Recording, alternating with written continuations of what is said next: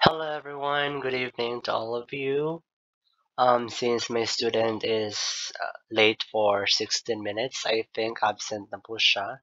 So while waiting for my student, I will be sparing my time to share my gastroesophageal reflux disease journey, or known as acid reflux.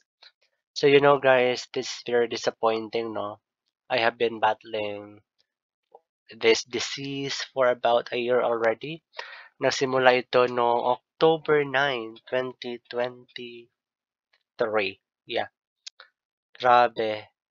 Very disappointing kasi mag-abroad sana ako sa Vietnam to apply as a public school teacher. Pero after I got my passport, lumalabas yung symptoms ko na hindi ko alam kung saan ito nanggaling, ano yung mga reasons. Nag-start ito October 9. Nung pagising ko, masakit yung likod ko.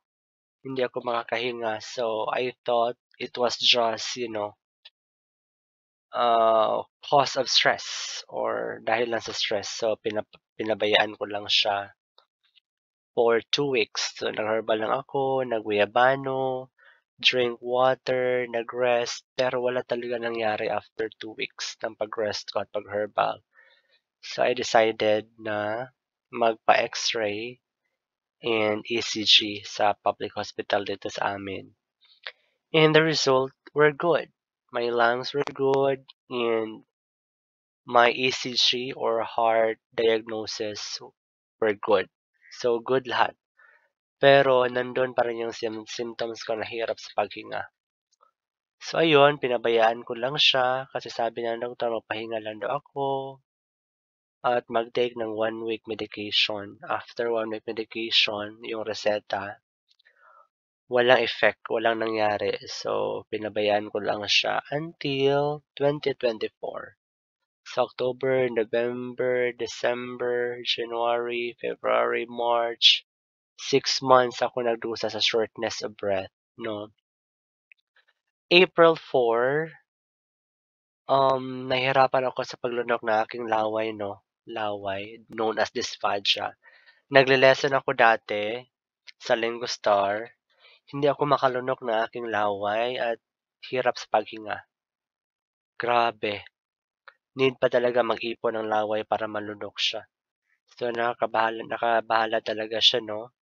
Kaya tomorrow after, nagpa-emergency room talaga ako.